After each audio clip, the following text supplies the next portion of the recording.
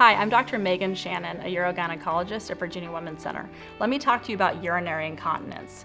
There are two main types of urinary incontinence: stress urinary incontinence and urgency urinary incontinence, also known as overactive bladder. They're different and they're mostly treated differently. And so when you come to see us to talk about this, we're gonna be asking you a lot of questions to understand which one you have, and some people have both, so that we can treat you properly. First, let's talk about stress urinary incontinence. This is an issue where there's too much stress on the urethra, which is the tube we pee out of that's connected to the bladder. Essentially, when we cough, sneeze, lift, laugh, all this movement of our body on that small urethra, it can't take it anymore and it bounces too.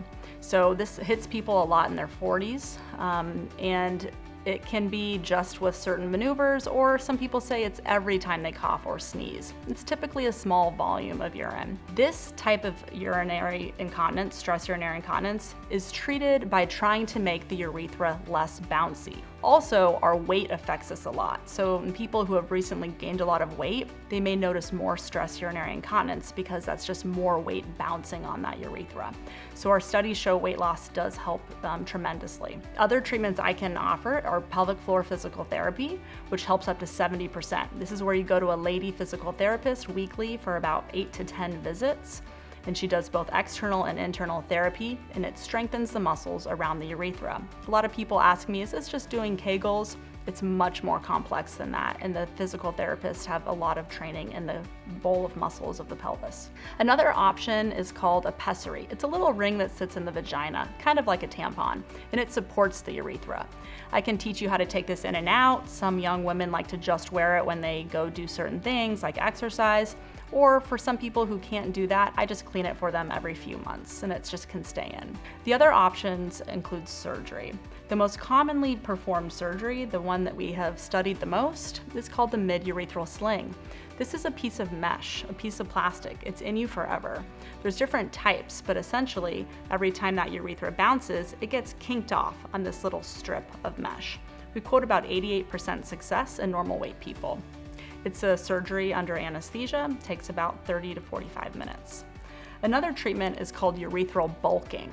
It's a little material, kind of like glue, and it bulks the urethra. It takes about 10 minutes, and it's just an injection in the urethra under some sedation. It doesn't work as well as a sling, but it is less invasive. Now let me talk to you about the other type of urinary incontinence called urgency urinary incontinence, or overactive bladder. This is where people pee very frequently and urgently. A normal lady pees 5 to 8 times in 24 hours. People with this condition may say, I pee every hour, or I pee every 30 minutes. I have to, or else I may leak, or I might feel like I leak. This is more of a nerve muscle issue. There is no surgery necessarily for this problem. What you drink can affect this. So if you drink a lot of bladder irritants, the coffee, tea, soda, bubbly water, citrus, alcohol, artificial sweetener, that can worsen this problem. Overactive bladder is first treated with those behavioral changes, like what you drink, how often if you hold it too long, and then with medication, or with physical therapy. Physical therapy is highly effective. Medications can be highly effective, although some of them do have some very undesirable side effects. So we would talk about that. When medications are not enough or physical therapy is not enough, we sometimes go on to third-line treatments. There's 3 third-line treatments.